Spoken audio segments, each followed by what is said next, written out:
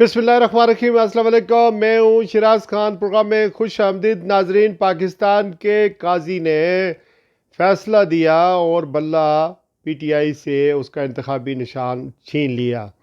اس حوالے سے پاکستان کے اندر اور باہر اوبیسلی جس طرح قاضی صاحب کے فیصلے کو آڑے ہاتھوں لیا گیا اور اس کو سیاسی نظریہ ضرورت کے مطابق ایک فیصلہ قرار دیا گیا اور پاکستان کی عدلیہ کی تاریخ میں سیاہ باب کے طور پر منسوب کیا گیا کہ یہ ایک اور سیاہ باب ہے، اور اب تک جتنے بھی پاکستان میں عدلیہ نے سیاسی نظریہ ضرورت کے مطابق قانون اور آئین سے ہٹ کر فیصلے کیے ہیں، اس سے بھی ایک بڑا بدترین قسم کا فیصلہ آیا۔ تو اس حوالے سے میں نے ایک کالم لکھا تھا۔ اوبیسلی کالم جو ہے وہ حقیقت پر مبنی ہے، ظاہر ہے اخبارات اس کو شائع کریں گے نہیں کریں گے، مجھے نہیں پتہ کہ شائع کریں گے، لیکن چونکہ پاکستان میں ہوا یہ کہ جس طرح کی لعن طعن کی گئی اور جس طرح کی اس کے اوپر اس فیصلے کے خلاف جس طرح پورے ملک میں باہر کی دنیا میں غم و غصہ پایا گیا، اس کے بعد جو ایسے صحافی ہیں جو مخصوص لائن لیتے ہیں اور بی ٹی آئی کے عمران خان کے مخالف ہیں، انہوں نے بھی اس کے اوپر کالم بھی لکھے، پروگرام بھی لکھے، تو میں نے لکھا تھا اس حوالے سے، تو میں آپ کے ساتھ شیئر کر دیتا ہوں، پڑھ کر آپ کو سنا دیتا ہوں۔ اس کا عنوان ہے سلیکٹڈ جسٹس، بلہ اور بلے باز۔ بلہ اور بلے باز کی تاریخ تو بڑی پرانی ہے۔ اس نے کرکٹ کے میدانوں میں ملکوں پاکستان کی فتح کے جھنڈے گاڑے، گلیمر اور شہرت کی بلندیوں کو چھوا۔ درمیان میں جب کرکٹ چھوڑ کر ریٹائرمنٹ لے لی تو ایوان صدر میں سابق فوجی حکمران ضیاء الحق نے اس کے اعزاز میں ایک تقریب منعقد کی اور اس سے خود یہ اپیل کی کہ وہ کرکٹ سے ریٹائرمنٹ کا فیصلہ واپس لے اور ملک و قوم کے لیے کرکٹ کھیلتا رہے۔ وہ میدان میں یہ عہدہ کر کے دوبارہ نئے جذبے کے ساتھ اترا۔ اس کا اب ہدف بڑے مقابلے میں بڑی جیت تھی۔ مصمم ارادے کے ساتھ اپنے ملک کو 92 ورلڈ کپ کا پہلی بار انگلینڈ کو شکست دے کر فاتح بنایا۔ قوم میں خوشی کی لہر دوڑ گئی، پاکستان کی دنیا میں بلے بلے ہو گئی، وہ پاکستان کی پہچان بن گیا۔ پھر اس نے پہلا انڈیپینڈنٹ ورلڈ کلاس شوکت خانم کینسر اسپتال تعمیر کیا، جہاں آج بغیر سفارش اور رشوت کے میرٹ پر 70% غریبوں کا مفت علاج ہوتا ہے۔ عالمی معیار کی نمل یونیورسٹی قائم کی، جس کو برطانیہ کی بریڈ فورڈ یونیورسٹی سے منسلک کروایا۔ یاد رہے کہ اس کو یہ بھی اعزاز حاصل ہوا ہے کہ وہ بریڈ فورڈ یونیورسٹی کا چانسلر بن گیا۔ یونیورسٹی کی جانب سے جب تنخواہ کی آفر کی گئی تو اس نے تنخواہ لینے کے عوض نمل یونیورسٹی کے ساتھ بریڈ فورڈ یونیورسٹی کو انٹر لنک کرنے کا معاہدہ کر لیا اور یونیورسٹی انتظامیہ کے سامنے موقف اختیار کیا کہ اس کے ملک کے نوجوان بہت غریب پس منظر رکھتے ہیں، برطانیہ آ کر تعلیم حاصل کرنے کے اخراجات افورڈ نہیں کر سکتے، انہیں بھی بریڈ فورڈ کے اسٹینڈرڈ کی معیاری تعلیم اور ڈگری پاکستان میں ہی ممکن ہو جائے۔ پھر ایسا ہی ہوا اور ابھی تک ہو رہا ہے۔ اس نے متوسط طبقے کے لوگوں، جس میں زیادہ تر نوجوانوں اور خواتین کی اکثریت ہے، ان کے لیے ایک ملک گیر نئی سیاسی پارٹی کی بنیاد رکھی جو پاکستان کی وحدت اور وفاق کی علامت کی حامل بڑی جماعت بن گئی، جس کا نام رول آف لاء یعنی انصاف کی عملداری ہے۔ پھر اللہ کے اذن سے وہ ملک کا وزیر اعظم بھی 22 سال کی تگ و دو اور محنت سے بن گیا۔ ملک کے غریبوں کو ہیلتھ کارڈ جاری کیا، سڑکوں پر سونے والوں کے لیے پناہ گاہیں بنائی، احساس پروگرام شروع کیا، اپنی زبان، اپنا کلچر، مذہب اور نظریہ پاکستان کو اپنی ترجیحات میں شامل کیا۔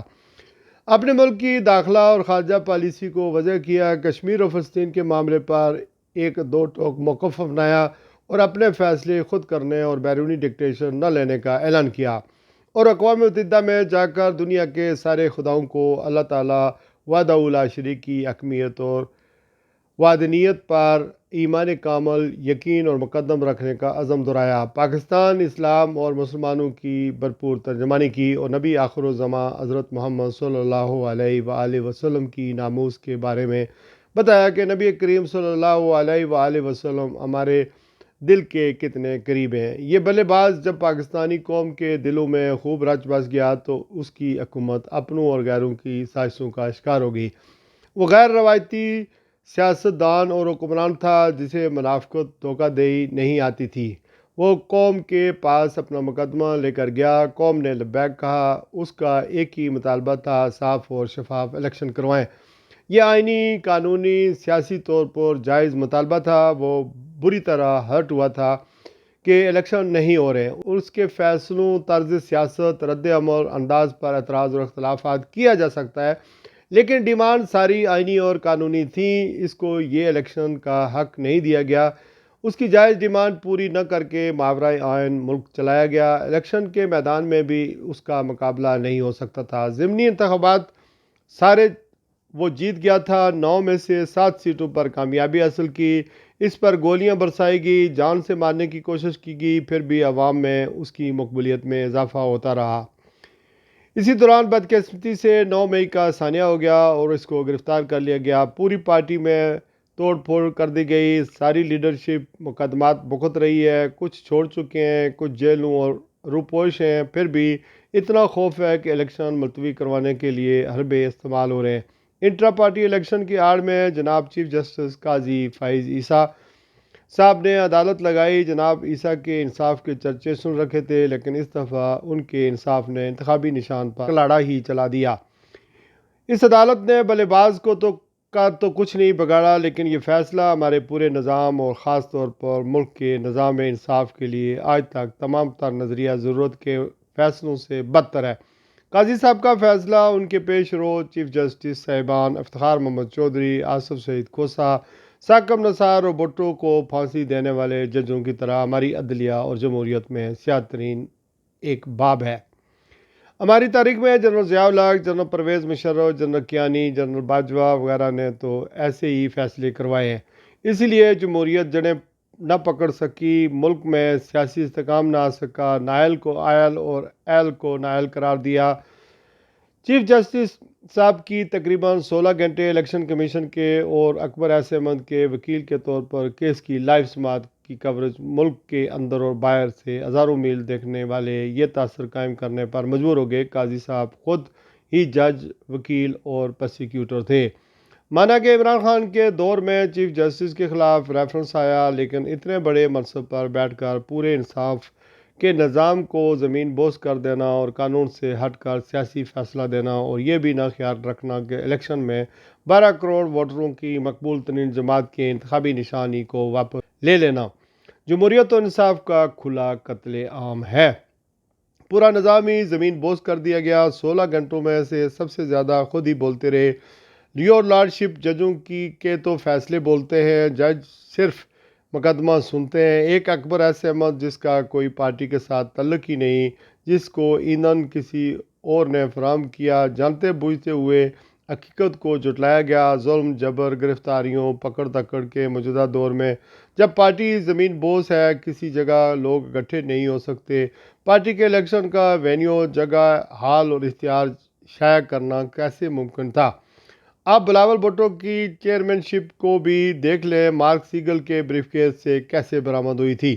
شریفوں کے بڑے بھائی کی صدارت چھوٹے بھائی کو چلی گئی، بیٹی سینئر نائب صدر، چیف آرگنائزر بن گئی۔ نون لیگ کی بھی دیکھ لیں، یہ بھی نہ سوچا کہ 250 ملین کی آبادی میں کتنے فیصد لوگ پڑھے لکھے ہیں، بعض وہ ہیں امیدواروں کے نام نہیں پڑھ سکتے۔ 2024 کے الیکشن جو پہلے سے ہی متنازع نظر آ رہے تھے، قاضی صاحب کی عدالت نے پہلے سے زیادہ متنازع بنا دیا ہے اور یہ مفاد عامہ کے خلاف فیصلہ دیا ہے۔ ایسے الیکشن کی کیا ساکھ ہے؟ یہ وقت گزر جائے گا، کلاک ٹک ٹک کر رہی ہے، اس میں بلے باز یا اس کی ٹیم کا نقصان تو ہے ہی، لیکن ملک اور قوم کا اور جمہوریت کا بڑا نقصان ہوا ہے۔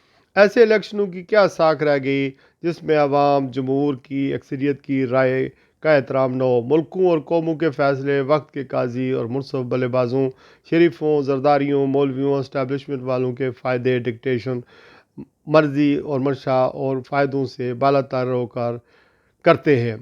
میرے منہ میں خاک، جس طرح قاضی فائز عیسیٰ صاحب نے بلے پر اپنا کلاڑا چلا دیا، یہ امر بعید از قیاس نہیں کہ بلے باز کے کیسوں کا فیصلہ ہی وہ ایسے ہی کر دیں، چونکہ وہ ایک کمپرومائز جج ہیں، اور جب ایک دفعہ انہوں نے اسٹیبلشمنٹ کی گود میں وہ بیٹھ کر انہوں نے فیصلہ لکھا تو آئندہ بھی ایسا ہی کریں گے۔ امید ہے آپ اس کالم کو پورا سنیں گے بھی، شیئر بھی کریں گے اور لائک بھی کریں گے۔ بہت شکریہ۔ اخباروں والوں کی اپنی مجبوریاں ہوتی ہیں، ظاہر ہے جس طرح کا میڈیا اس وقت پاکستان میں کنٹرول ہے تو اس کے بعد آپ کچھ بھی توقع کر سکتے ہیں۔ اپنا خیال رکھیے گا۔ اللہ آپ کے اور آپ کے اہل خانہ کو سلامت رکھے۔ السلام علیکم ورحمۃ اللہ وبرکاتہ۔